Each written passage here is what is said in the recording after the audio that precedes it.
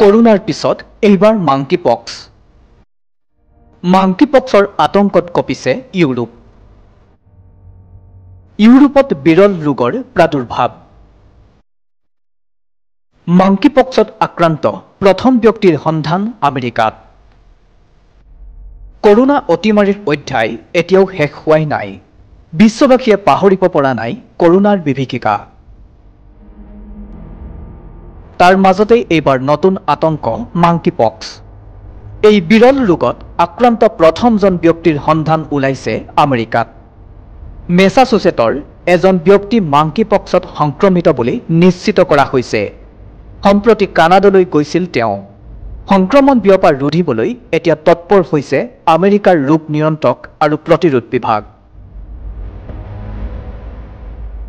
ব্যক্তিজনৰ সংস্পৰ্শলৈ অহা ব্যক্তিসকলকো চিনাক্তকৰণৰ কাম আৰম্ভ কৰা হৈছে। আমেৰিকাৰ লগতে মাংকিপক্সত কেন্দ্ৰ কৰি ইউৰোপত উদ্বেগ বৃদ্ধি পাইছে। মাদ্ৰিদত মাংকিপক্সৰ প্ৰাদুৰ্ভাৱ সন্দৰ্ভত সতৰ্কতা জাৰি কৰিছে ইউৰোপৰ স্বাস্থ্য কৰ্তৃপক্ষই। যুক্তৰাষ্ট্ৰ আৰু পৰ্তুগালতো ৰোগবিধৰ একেই ধৰণৰ প্ৰকোপ দেখা গৈছে। আনহাতে স্পেইনত যিসকল ৰোগত আক্ৰান্ত হৈছে তেওঁলোক সকলোৱেই সমকামী বুলি সূত্ৰৰ খবৰ পোৱা গৈছে।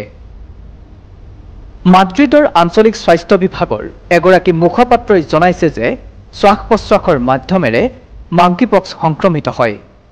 শৰীৰৰ পৰা নিৰ্গত তৰল পদাৰ্থৰ মাধ্যমেৰে ৰোগবিধ বিয়পে বুলি ধাৰণা কৰা হৈছে। মাদ্ৰিদত আক্ৰান্তসকলৰ ভিতৰত পুৰুষৰ সৈতে যৌন সংস্পৰ্শত অহা স্থাপনকাৰী পুৰুষো আছে। বৰ্তমান তেওঁলোক সুস্থ হৈ থাকিলেও ৰোগত আক্ৰান্ত হৈ চিকিৎসালয়ত চিকিৎসাধীন হৈ আছে।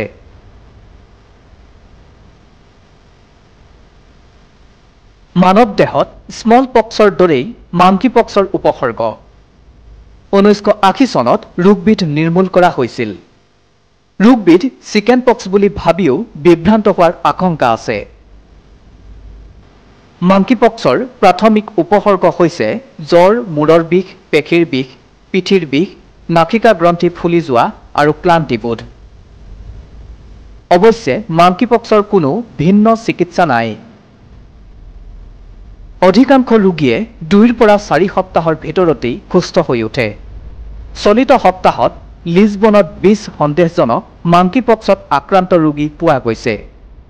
চলিত মাহৰ আৰম্ভণিতেই যুক্তৰাষ্ট্ৰত প্ৰথম ৰোগবিধ চিনাক্ত কৰা হৈছিল।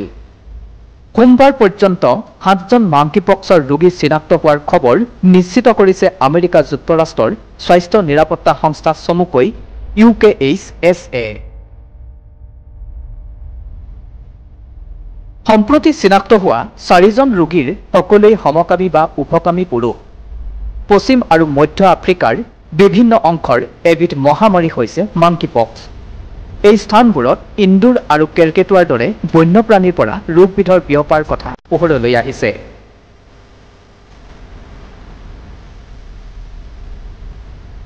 নিউজ ডেস্ক ৰিপৰ্ট, নতুন সময়।